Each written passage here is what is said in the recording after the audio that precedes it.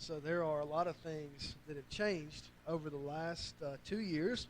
And while some of those changes have been a little bit disorienting, some of them have been helpful. One of the things that I enjoy at least is at least the acceleration of curbside pickup at the grocery store. Whether you're using Kroger's Click List or Walmart Pickup, whatever you're using, it's a lot easier to go online. You make a list of everything you want. Somebody that works at the store goes through, they do your shopping for you. Then you pull up in your car, you call the number, they bring it out, and they even load it for you, and off you go. The only thing that can sometimes complicate the process is that every once in a while, the person who's doing the shopping for you can't find the exact same thing that you're looking for, so they'll make a substitution. And most of the time, it's no big deal. I mean, they might substitute, one brand of bottled water for a different brand. Or they might find something in a larger size and give it to you the same price. So most of the time, it works out in your favor. But every once in a while, they'll make a substitution that doesn't seem to make a lot of sense. In fact, sometimes it seems like it goes off the rails a little bit. And you get home and you unpack your stuff and you think, I'm not sure how they got this. Let me share some examples I saw online recently. Here's one I want to show you. This lady ordered a thing of spring flowers that she wanted to use to decorate her dining room table for an event she was hosting. But when she got home, she discovered that instead of spring flowers, they had substituted spring onions, which are not the same thing, and you probably wouldn't use them to decorate your table. Here's another one. A young father needed some diapers for his baby, and when he got home, he discovered instead of Pampers, he'd been given Depends, which are similar, but not exactly the same thing and not used for the same purposes, or at least the same ages. One more I want to show you.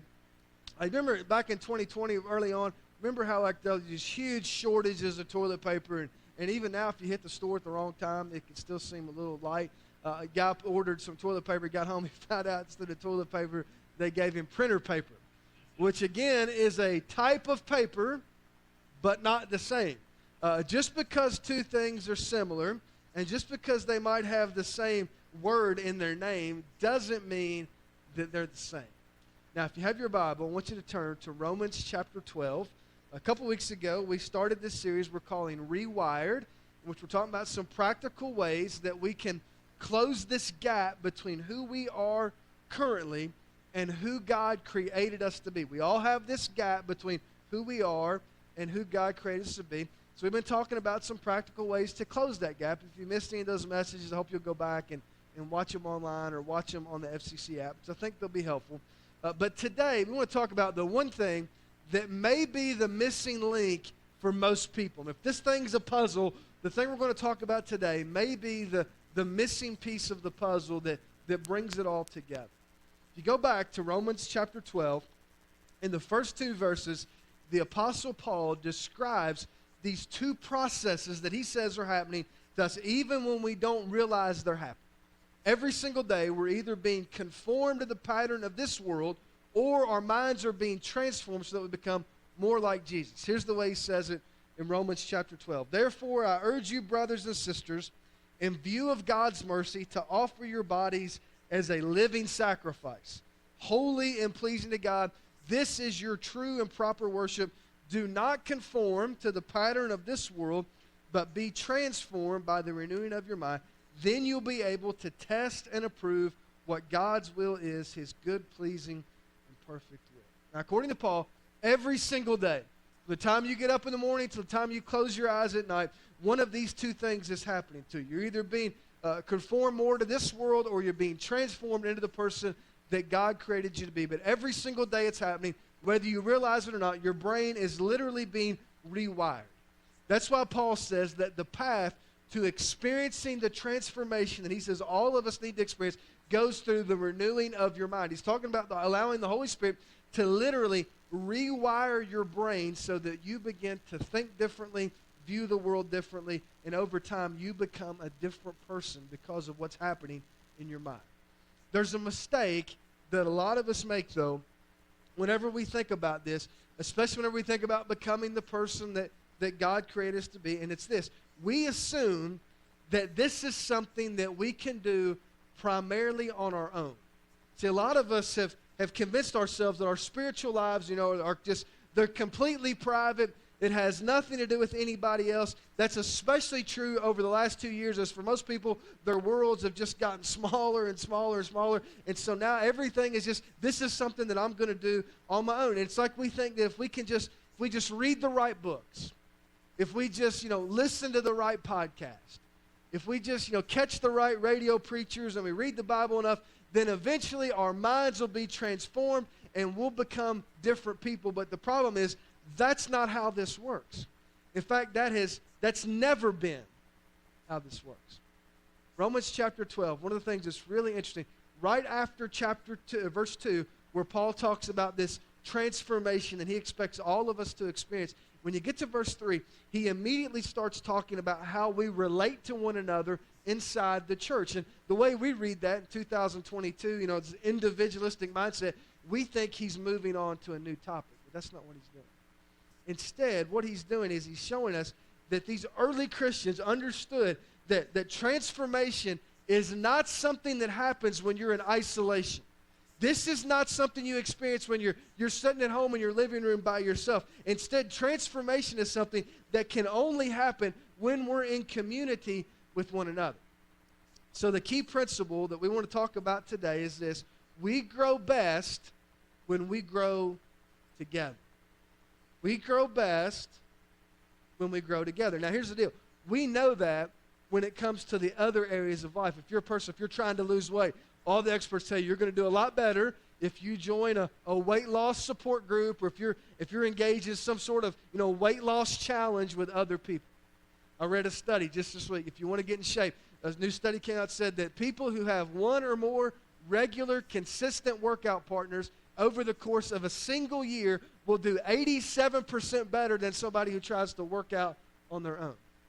The addiction recovery movement is built on the idea of accountability and the kind of encouragement that only happens in the context of a community. There's just something about being part of a group and all pulling in the same direction that helps us go further and accomplish more than we could ever hope to accomplish on our own. That's why, as the verse that David read earlier, communion, forsake not the assembling of yourselves together. Why? Because we go further together than we could ever go apart.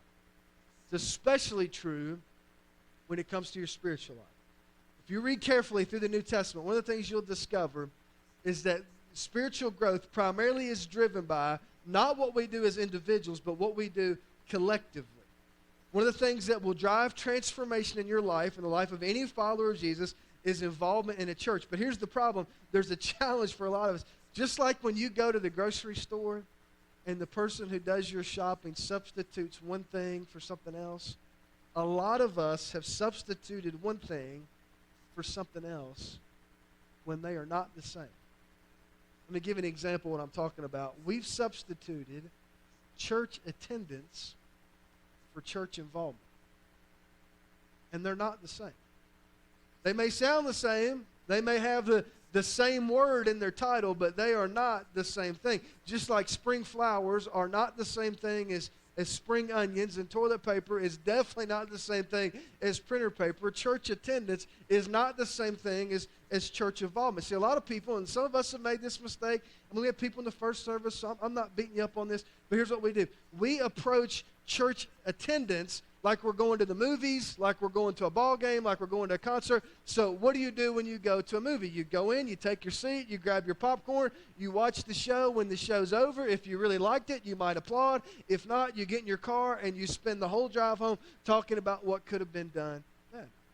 But when you're at the movies, when you're watching a ball game in the stands, when you're at a concert, you're an interested observer. You don't see yourself as part of the story. And there's no expectation of transformation. I mean, you don't expect that movie to change your life. You don't expect that movie to change your life. You don't expect the concert and the ball games. You don't expect any of that to transform you. You're just kind of there taking it all in. So we take the same mindset when it comes to church, and we show up and we take in the show and we go home when it's over, and we attend church, but we're not really involved in the church. And then we sit back and wonder why we're not being transformed. Why am I not being changed? It's because church attendance is a poor substitute for church involvement.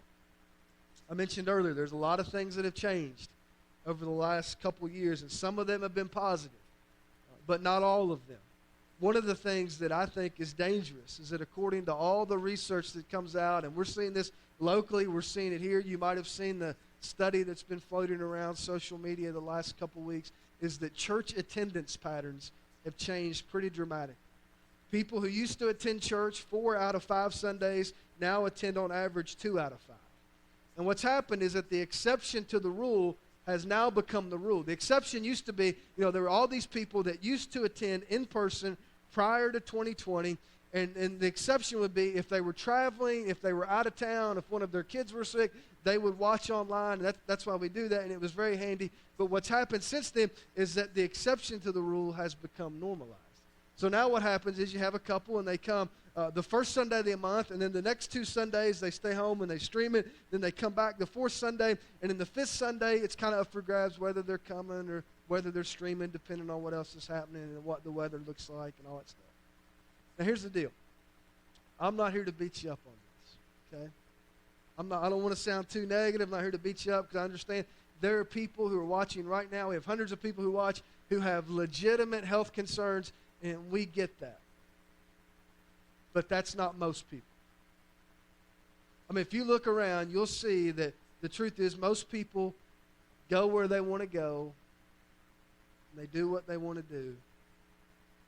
And so if that's a pattern that you've fallen into, if you're watching, if that's something you've fallen into, as lovingly and respectfully as I can, I just want to say, just like church attendance is a poor substitute for church involvement, streaming church online is not church.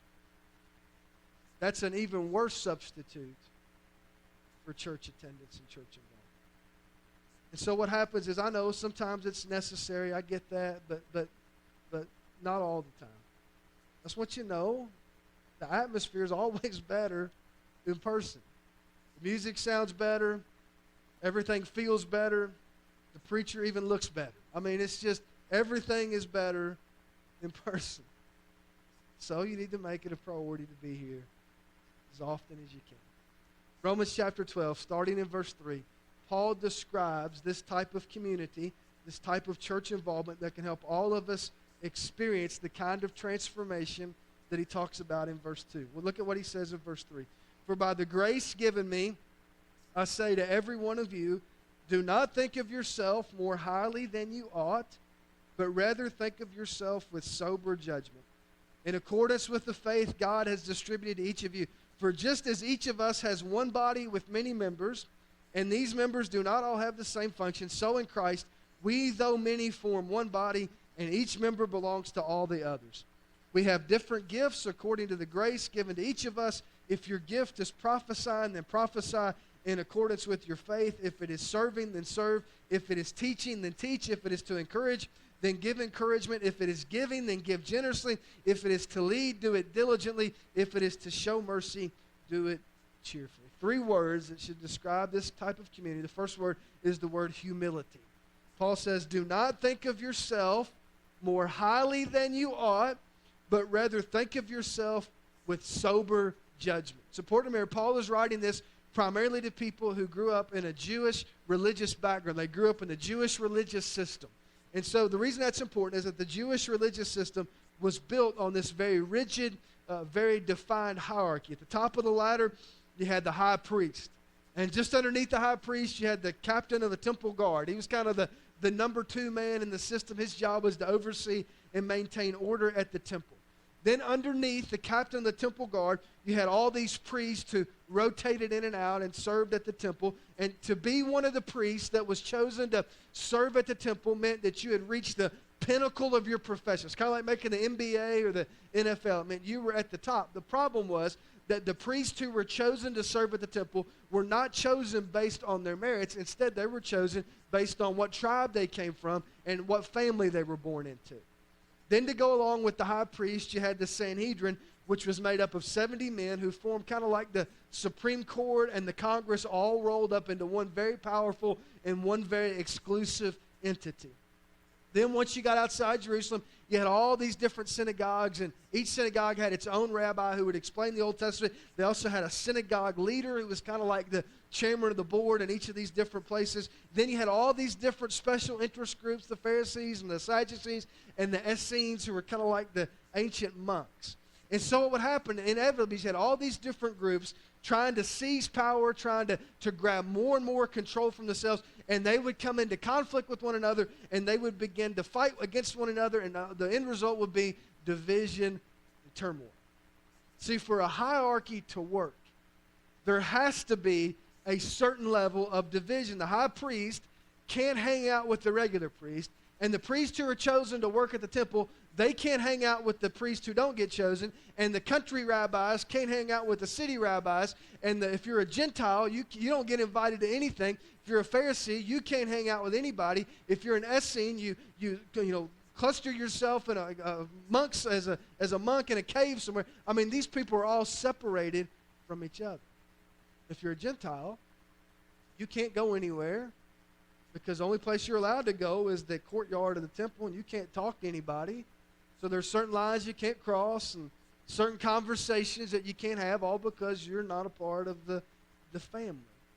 But here's the cool part. Jesus comes along. He fulfills the law once and for all, and he begins a new family called the church, in which there is no hierarchy, because there's only one priest and one mediator, and that's him. That means there's nobody in any church in the world that's any more important than anybody else in that church, because we're all members of the same family. We're all sinners in need of grace. So in a church, rather than looking for ways to exercise authority over one another, our primary responsibility is to build relationships with one another that are rooted in humility. I'm supposed to look out for you, and you're supposed to look out for me.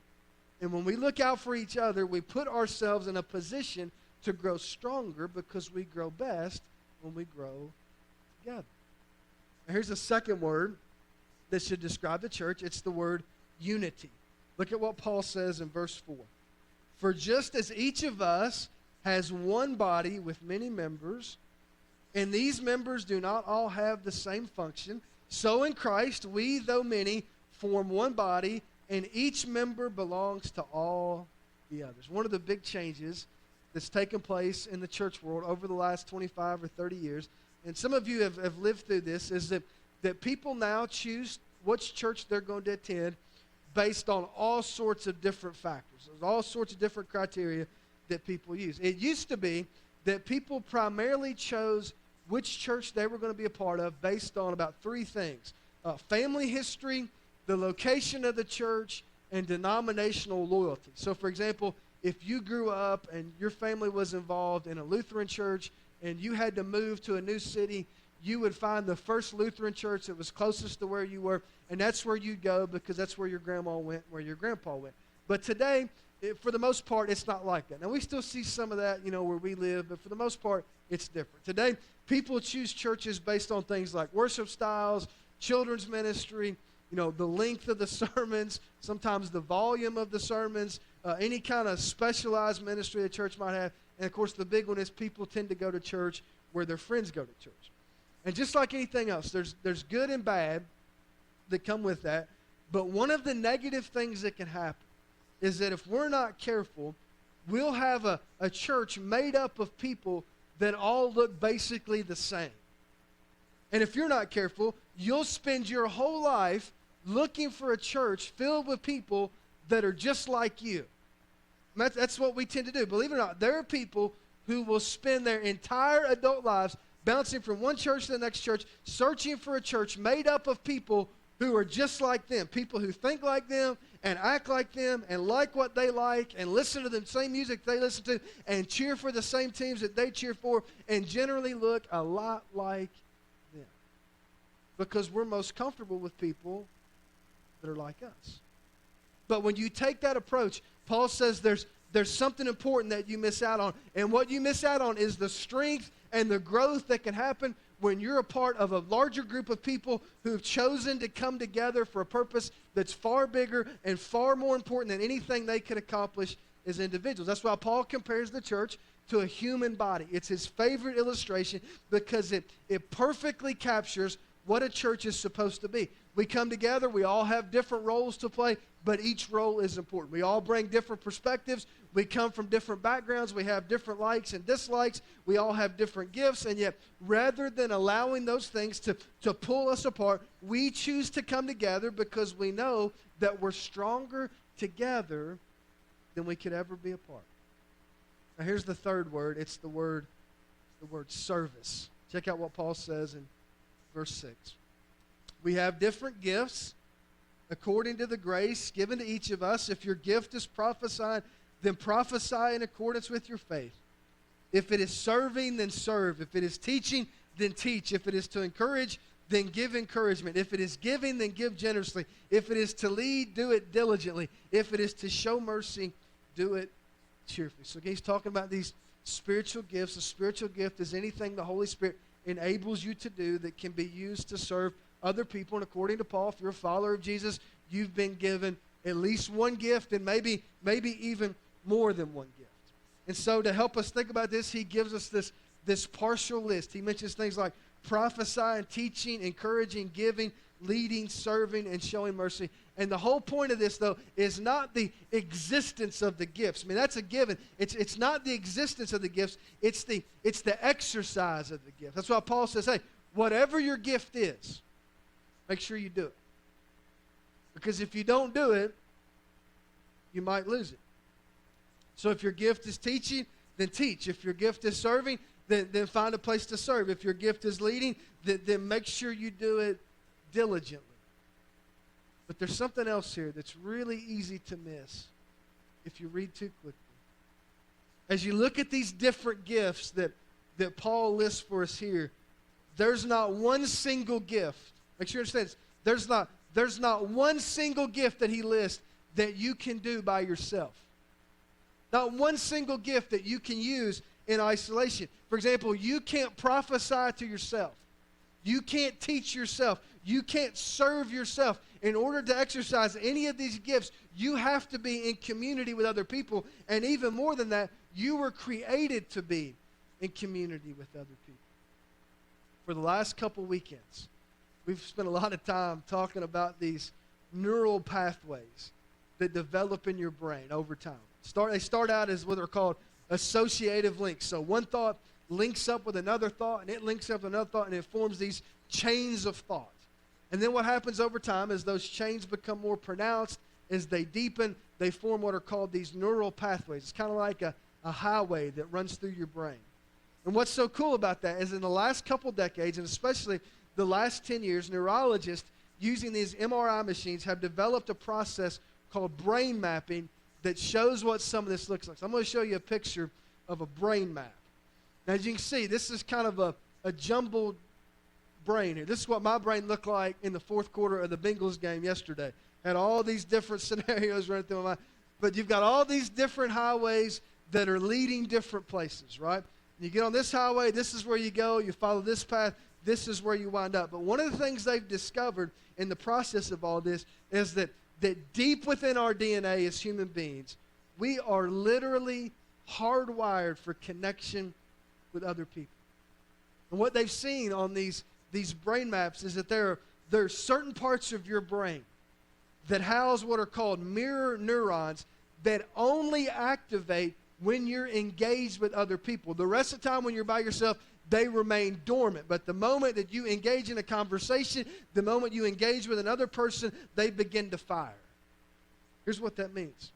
It's been proven that there are certain places you can't go and certain experiences that you can't have on your own. That's why we say, hey, we grow best when we grow together because that's the only way to grow. There are certain lessons you can't learn on your own. There are certain gifts that you can't use unless you're using them to serve other people. And make sure you understand, you will never be transformed into the person that God created you to be until you allow yourself to get engaged and involved with other people who are pulling in the same direction. Psalm 92. The Bible said it like this: the righteous will flourish like a palm tree. They will grow like a cedar of Lebanon planted in the house of the Lord. They will flourish in the courts of our God. The word I want you to pay attention to is that word flourish. It means to grow, to sprout, to bloom, to bud. And deep down inside, man, that's what all of us want. We want to grow. We want our lives to bloom. We want to blossom. We want to flourish. We want our lives to be representative of what God created us to do. But there's something that has to happen before you can flourish. And the psalmist says it like this: we first have to be planted in the house of the Lord. What's it mean to be planted? It means that you're putting your roots down. And flourishing is a result of being planted. You don't flourish until after you're planted.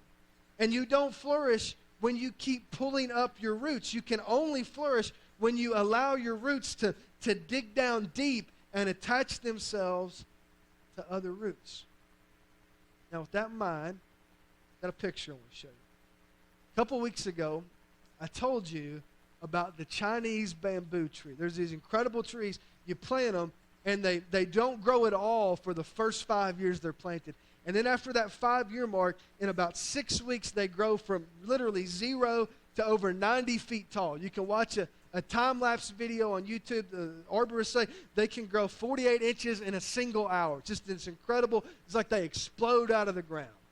And 90 feet tall, I mean, that's huge. But it's nothing compared to the trees you see on the screen behind me, the redwood tree.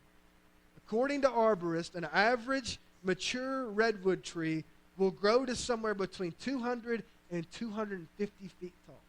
Some of them have reached heights of over 300 feet tall.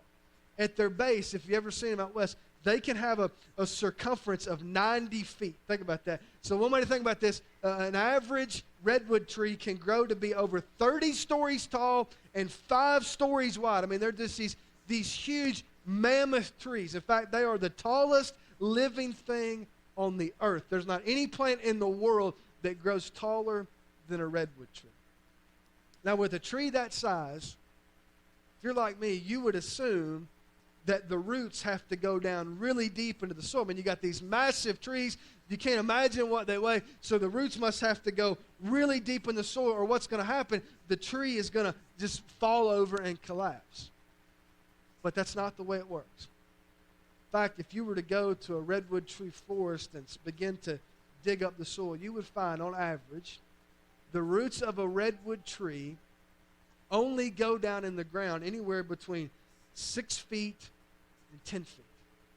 Now, how is that possible? How is it possible for a tree that has roots in the ground only 6 feet to 10 feet to grow 300 feet tall and all that while without falling over? Here's what happens. The roots of a redwood tree do not grow down, they grow out. In fact, if you could dig up the roots, you find on average the redwood tree roots will grow anywhere from 100 to 150 feet out. And so what happens is you have a redwood tree here, and the roots go down 10 feet, and they grow 100 feet this way. And you have a redwood tree here, and the roots go down 6 feet, and they grow 100 feet out in either direction. And so you have a whole forest of redwood trees. And what begins to happen is their roots begin to tangle together. And their roots begin to intertwine. And so what happens is that each individual redwood tree becomes an anchor for all the other redwood trees. They don't go deep, but they do go out. And as they intertwine themselves together tighter and tighter, they become stronger and stronger. And so what happens is if you take one of those trees out, you're weakening the whole forest because one tree is now missing. But as long as they're all still standing, as long as they're all where they're supposed to be, they become almost immovable because their roots are so tightly wound together. That's a pretty good picture of the way a church is supposed to work. As each individual member puts down roots, and as our roots begin to intertwine, we become anchors for one another. And we help hold each other up, and we help support one another. And over time, we begin to grow together. And as we do that, we become stronger and stronger because we grow best when we grow together. But you know what happens when somebody goes down? Is it weakens everybody else. When one person pulls up roots and decides, hey, I'm not going to be involved in this anymore, it weakens everybody. But as long as we stay together and as long as we allow our roots to intertwine, we just become stronger and stronger and stronger. I want you to stand with me. If I don't miss my guess, the reason that some of us have not grown much is because we've been trying to do it on our own. I'm just telling you, there are things you cannot experience on your own that you can only experience in the context of your relationships with other people. Maybe, I don't know why, I don't know why it's happened. I don't know why you're in the position you're in. Maybe you tried before and somebody disappointed you. It happens all the time. We're all human. We make mistakes. Or maybe you made a bad substitution and you just assume that church attendance is the same as church involvement, and they're not the same thing. I don't know what's happened, but here's what I do know. There's an old Chinese proverb that says like this: the best time to plant a tree is 20 years ago. The second best time is now. So you can look back over your life. You can look back over the last 2 years. You can say, man, I can't believe this happened. And that's okay. It's not going to hurt anything. But the most important thing is to look to the future. And here's the deal. If you want things to be different, something has to be different. I mean, things don't change unless something changes. So if you're here this morning, you're ready to put down some roots, we'd love to help you do that. Maybe you've been coming for a while and you feel like this is the place the Lord wants you to put down your roots and you want to become an official member. David and I will be here on these front rows. We'd love to explain that process to you. Maybe you're unsure about what your next step should be. Maybe you've been coming a while. You consider yourself a follower of Jesus, but you're not involved in any kind of groups. You're not involved in any way. You just sort of attend. We'll be here either during these next two songs or when church is over. We'd love to talk with you and help you figure out what your next step should be.